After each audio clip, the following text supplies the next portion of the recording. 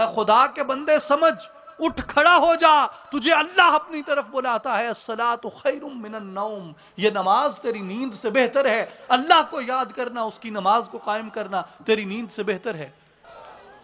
نعرہ تکبیر، نعرہ رسالت، نعرہ حیدری، نعرہ سلطانیہ، نعرہ سلطانیہ.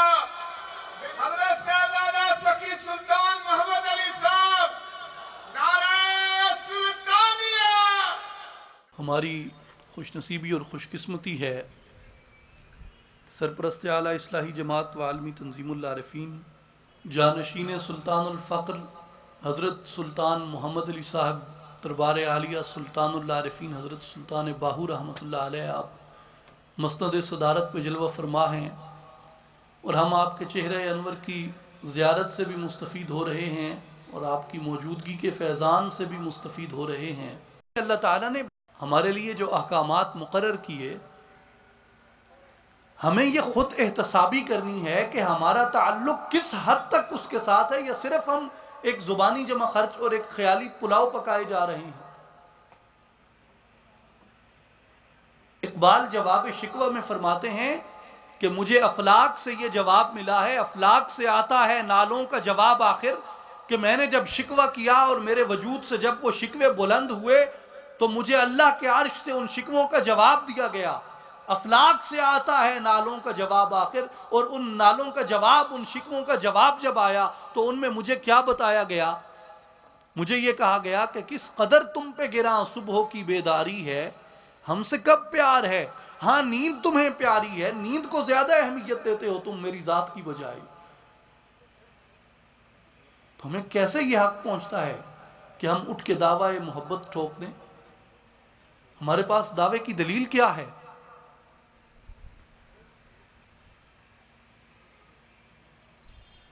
دعوے کی دلیل نہیں ہے تو ہم دعویٰ کر کیسے سکتے ہیں؟ اسی طرح اللہ تبارک و تعالی نے قرآن مجید میں حضور صلی اللہ علیہ وسلم کی، امام الانبیاء محمد رسول اللہ صلی اللہ علیہ وسلم کی جس اتباع کا حکم دیا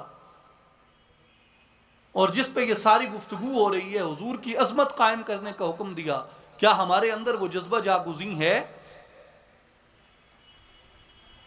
اللہ تعالیٰ نے فرمایا کہ قل ان کنتم تحبون اللہ فاتبعونی یحببکم اللہ. اے محبوب صلی اللہ علیہ وسلم، اپنی امت کو بتا دیجئے کہ اگر تم یہ چاہتے ہو کہ تمہارا اللہ تم سے محبت کرے، تمہارا اللہ تمہیں اپنا محبوب بنا لے، تم اللہ کے محبوب بندوں کے اندر شامل ہو جاؤ. اللہ نے فرمایا کہ اے محبوب اس کا راستہ انہیں بتا دیجئے کہ فاتبعونی، محمد الرسول اللہ کی اتباع کرو، یحببکم اللہ، اللہ تمہیں اپنا محبوب بنا لے گا. وَيَغْفِرْ لَكُمْ ذُنُوبَكُمْ وَاللَّهُ غَفُورٌ الرحیم. اگر تم نبی کی اطاعت اختیار کر لیتے ہو، نبی کی اتباع قبول کر لیتے ہو، اس کے راستے پہ چل پڑتے ہو، اللہ تمہیں نہ صرف یہ کہ اپنا محبوب بنا لے گا، وَيَغْفِرْ لَكُمْ ذُنُوبَكُمْ، وہ تمہارے تمام گناہوں کو بھی معاف فرما دے گا. وہ بڑا بخشنے والا، بڑا مہربان ہے. اور اسی کے ساتھ اللہ تعالیٰ نے فرمایا قُلْ أَطِيعُوا اللَّهَ وَالرَّسُولَ، اے محبوب انہیں پھر فرمائیے کہ اللہ کی اور اس کی رسول کی اطاعت کرو. فَإِن تَوَلَّوْا،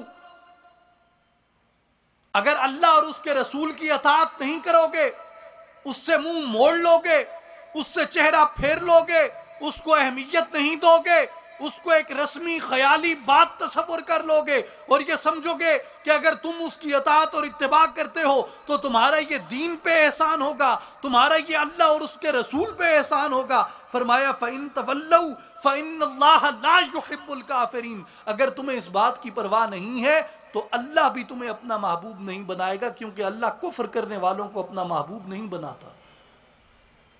اس سے معلوم ہوا کہ نبی کی اطاعت کرنا، حضور کی اطاعت کرنا، حضور کی اتباع اختیار کرنا، حضور کے راستے پہ چلنا، حضور کے دین کی اقامت کی جد و جہد کرنا، حضور کے دین کے پرچم کو تھام لینا، حضور کے بتائے ہوئے راستے کے اوپر قائم ہو جانا، یہ اللہ اور اس کے رسول کی اطاعت ہے۔ اور حضور کی محبت کے جذبے سے محروم ہو جانا، حضور کے عشق کے جذبے سے محروم ہو جانا، حضور کے دین کی اقامت کے جذبے سے محروم ہو جانا، حضور کے دین کے پرچم کو تھامنے کے جذبے سے محروم ہو جانا، اللہ تبارک و تعالیٰ اسے اطاعت کا الٹ فرماتے ہوئے اسے کفر قرار دے رہا ہے۔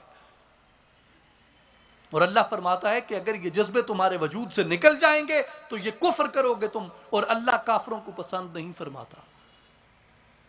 اسی طرح اللہ تعالیٰ نے قرآن مجید میں جو احکامات ارشاد فرمائے کہ یہ راستہ اختیار کرو، ان میں ایک بڑا راستہ اس کے دین کے اندر، اور اس نے جو یہ کائنات بنائی ہے اس کائنات کے اندر غور و فکر کا راستہ ہے، تدبر کا راستہ ہے، علم کا راستہ ہے، فضیلت کا راستہ ہے۔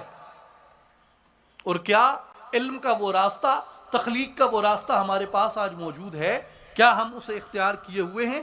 اللہ تعالیٰ قرآن مجید میں واضح طور پہ فرماتے ہیں کہ لو انزلنا هذا القرآن على جبل لرأيته خاشعا متصدعا من خشیۃ اللہ، کہ یہ قرآن جو میں نے تمہارے اوپر نازل کیا ہے، اگر یہ میں پہاڑوں کے اوپر نازل کرتا تو اللہ کی خشیت سے اس قرآن کے بوجھ کو اٹھانے سے وہ پہاڑ عاجز آ جاتے اور ریزہ ریزہ ہو کے بکھر جاتے زمین کے اوپر۔ اور پھر فرمایا کہ یہ سارا کچھ میں نے اس لیے بیان کیا، وَتِلْكَ الْأَمْثَالُ نَضْرِبُهَا لِلنَّاسِ لَعَلَّهُمْ يَتَفَكَّرُونَ، اور یہ باتیں میں نے مثالوں کے ساتھ اس لیے واضح کر دی ہیں کہ لوگ میرے قرآن کے اندر فکر کریں، میرے قرآن کے اندر تدبر کریں، اس کے اندر بصیرت اختیار کریں، اس کی آیات کو سمجھیں اور اس کی آیات کو پڑھیں اور ان کے اندر غور و فکر کو قائم کریں۔ یہ ہماری خوش قسمتی ہے کہ جب ہم مرتے ہیں تو ہمارے اوپر قرآن پڑھا جاتا ہے۔ یہ ہماری خوش نصیبی ہے کہ جب ہم مرنے لگتے ہیں تو ہمارے اہل خانہ ہمارے سرہانے بیٹھ کے سورہ یاسین کی تلاوت کرتے ہیں۔ اقبال یہی کہتے ہیں کہ یہی تیری خوش نصیبی بھی ہے اور یہی تیرے لیے سوچنے کا مقام بھی ہے کہ بآئے آتش ترا کارے جزی نیست، کہ تجھے قرآن کی آیتوں سے اس سے بڑھ کے اور کیا کام رہ گیا ہے کہ از یاسین او آساں بمیری، کہ جب تیری موت آئے تو تیرے گھر والے تیرے اوپر سورہ یاسین کی تلاوت کر دیں۔ کیا قرآن کے ساتھ تیرا یہی تعلق ہے؟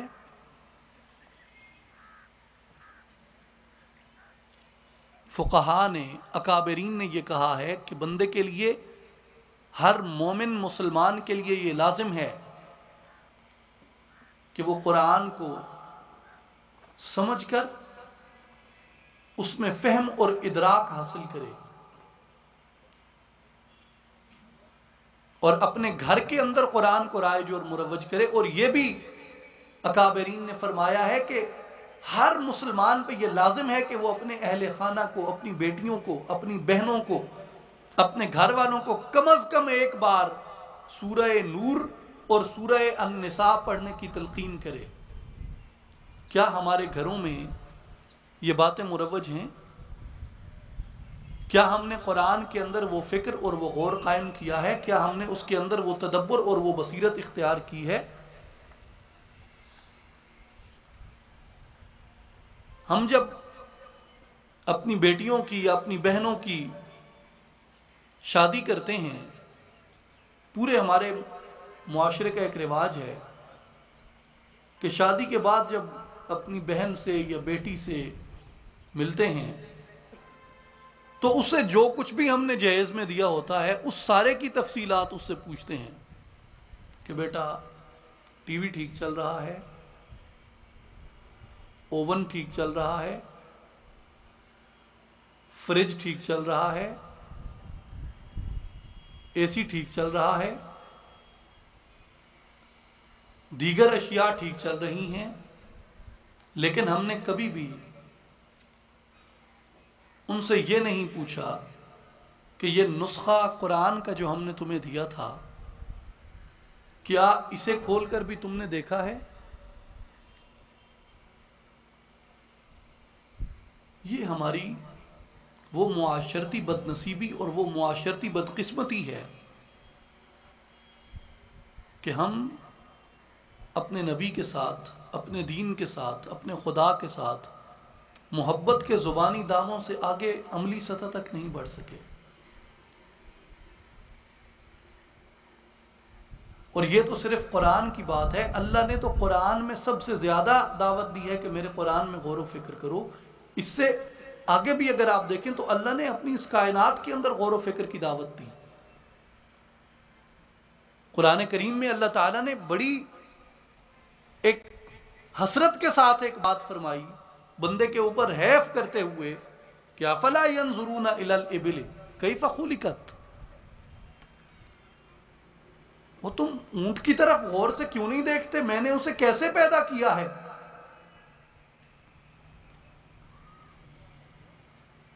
اس کی خلقت کو دیکھو، اس کی بناوٹ کو دیکھو، میں نے اونٹ کو کیسے پیدا کیا.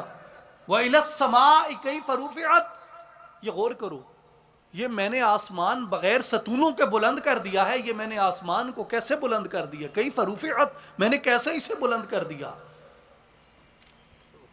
وَإِلَى الْجِبَالِ كَيْفَ نُصِبَتْ، یہ پہاڑوں کو دیکھو، میں نے کیسے زمین کے اوپر ان کو نصب کر دیا ہے. ان کے نصب کرنے پہ غور کرو کہ یہ اللہ نے کیسی تدبیر اختیار کی ہے. وَإِلَى الْأَرْضِ كَيْفَ سُطِحَتْ، میری اس زمین کو دیکھو، میں نے اس زمین کو کیسے بچھایا ہے، اس کے اوپر غور کرو. افلا ينظرون، تم ایسا کیوں نہیں دیکھتے؟ تم ایسا فکر اور ایسا غور کیوں نہیں اختیار کرتے؟ قرآن نے، اللہ نے علم کی، فضیلت کی، تدبر کی، تفکر کی دعوت دی.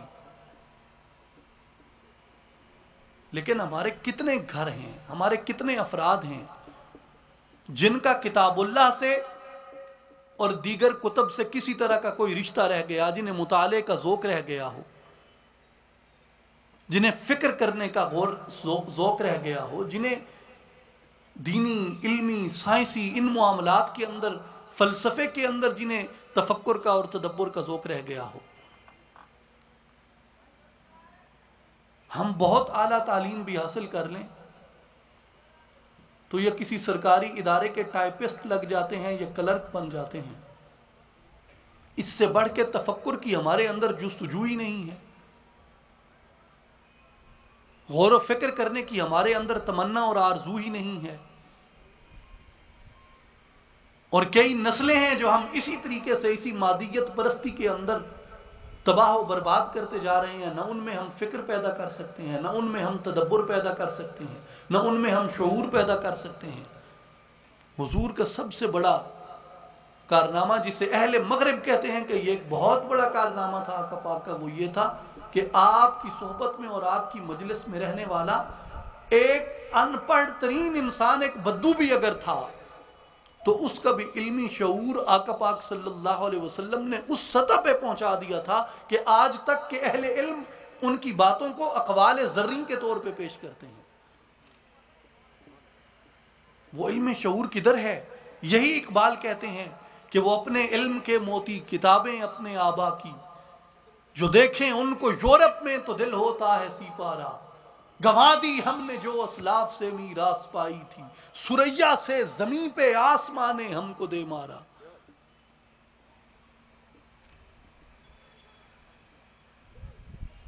نہ اٹھا پھر کوئی رومی عجم کے لال ہزاروں میں، وہی آب و گلے ایران وہی تبریز ہے ساتھی. یہ سارا کچھ کدھر گیا ہے؟ یہ سارا کچھ کیوں کھو دیا ہم نے؟ اور یہ سارا کچھ کھو کر بھی ہم یہ سمجھتے ہیں کہ ہمارا اسلام کے ساتھ وہ تعلق ہے جو ایک مسلمان کا تعلق ہوتا ہے. ہم کیسے اس بات کا یقین کر لیں؟ ہم کیسے اس بات کو مان لیں؟ اور یہ وہ ساری باتیں ہیں جو چیزیں اپنے اندر پیدا کرنے کا اللہ نے حکم کیا. اور اسی طرح اب آپ دوسری طرف دیکھ لیں کہ جو باتیں اللہ تعالیٰ نے ہمیں جن سے رکنے کا احکام صادر فرمائے کہ ان کاموں سے رک جاؤ، کیا ہم واقعاتاً ان کاموں سے رک گئے ہیں جن کے لیے اللہ نے کہا کہ اگر تم ان کاموں سے نہ رکے تو پھر عذاب مہین کے لیے تیار ہو جاؤ؟ مثلا اللہ تعالیٰ نے ہمیں زنا سے منع کیا. قرآن میں بڑے واضح احکامات اللہ تعالیٰ نے ارشاد فرمائے سورہ بنی اسرائیل میں کہ وَلَا تَقْرَبُوا الزِّنَا إِنَّهُ كَانَ فَاحِشَةً وَسَاءَ سَبِيلًا، اور زنا کے قریب نہ جاؤ، بے شک وہ بے حیائی ہے اور بہت ہی بری راہ ہے۔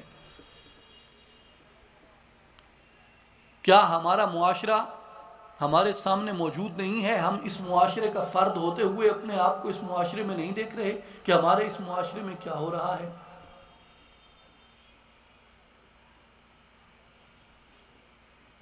کیسی جاہلیت رچ بس گئی ہے اس معاشرے کے اندر کہ یہاں گناہ کو گناہ نہیں سمجھا جاتا، تقصیر کو تقصیر نہیں سمجھا جاتا، کوتاہی کو کوتاہی نہیں سمجھا جاتا، اور ان امور سے، ان کاموں سے روکنے والے، ان سے منع کرنے والوں کو ایک بیکورڈ، ایک جاہل آدمی تصور کیا جاتا ہے، اور پھر یہ کہا جاتا ہے کہ یہ ملا لوگ ہیں، یہ سخت لوگ ہیں، یہ ایسی باتیں کرتے ہیں، جب قرآن نے کہا کہ یہ برا راستہ ہے، یہ فحاشی کا راستہ ہے۔ بلکہ قرآن کریم میں اگر آپ سورہ نور میں دیکھیں، اللہ تعالیٰ نے واضح طور پہ احکامات فرمائے کہ الزانیۃ والزانی فجلدوا کل واحد منہما 100 جلدہ، کہ زانی مرد اور زانی عورت کو گناہ ثابت ہونے پہ ان دونوں کو 100 کوڑے لگاؤ۔ وَلَا تَأْخُذْكُمْ بِهِمَا رَأْفَةٌ فِي دِينِ اللَّهِ، اور اللہ کے دین میں انہیں یہ سزا دیتے ہوئے تمہیں ان کے اوپر کسی طرح کا ترس نہیں آنا چاہیے۔ انکم تؤمنون باللہ والیوم الآخر، اور یہ سزا اختیار کرو ان کے لیے اگر تم اللہ پہ اور یوم آخرت پہ ایمان رکھتے ہو۔ اس میں اسلامی جمہوریہ پاکستان کے شہریوں کو اس گناہ کے سر انجام دینے کے لیے ہماری مقننہ اور ہماری پارلیمنٹ نے اور ہمارے دیگر اداروں نے کس طرح کی سہولیات فراہم کر رکھی ہیں، میرے پاس اس پہ بحث کا وقت نہیں ہے، ورنہ یہ وہ ظلم ہے جو اس قوم کے ساتھ، اس مسلمان امت کے ساتھ یہاں پہ کیا گیا، اور لوگ اس کے خلاف، اس کے متعلق آواز نہیں اٹھا سکتے، اور فحاشی کو فحاشی نہیں مانا جاتا، زنا کو زنا نہیں مانا جاتا۔ اسی طرح اللہ تبارک و تعالیٰ نے شراب سے منع کیا قرآن کریم کے اندر۔ اللہ تعالیٰ نے واضح طور پہ فرمایا کہ یا ایھا الذین آمنوا انما الخمر والمیسر والانصاب والازلام رجس من عمل الشیطان، کہ اے اہل ایمان، بے شک شراب اور جوا اور بت اور جوئے کے تیر یہ سب ناپاک ہیں، اور یہ شیطان کے کرتوت ہیں، یہ شیطان کے بنائے ہوئے عمل ہیں۔ فَاجْتَنِبُوهُ لَعَلَّكُمْ تُفْلِحُونَ، اگر تم فلاح چاہتے ہو، اگر تم اللہ کا قرب چاہتے ہو، اگر تمہیں اپنی بقا مقصود ہے اس دنیا کے اندر اور آخرت کے اندر، تو فَاجْتَنِبُوهُ، شراب سے، زنا سے، جوئے سے اجتناب اختیار کرو، ان سے بچو، کیونکہ یہ شیطان کے عمل ہیں۔ انما یرید الشیطان ان یوقع بینکم العداوۃ والبغضاء فی الخمر والمیسر، بے شک شیطان تو یہی چاہتا ہے کہ تمہارے درمیان شراب اور جوئے کے ذریعے عداوت اور بغض ڈالے۔ وَيَصُدَّكُمْ عَنْ ذِكْرِ اللَّهِ وَعَنِ الصَّلَاةِ، اور تمہیں شراب اور جوئے کے ذریعے اللہ کے ذکر سے اور اللہ کی نماز سے غافل کر دے۔ ہمارے لیے یہ آج غور کرنے کا اور یہ فکر کرنے کا مقام ہے کہ یہ سارا کچھ ہمارے درمیان موجود ہوتے ہوئے ہم کیسے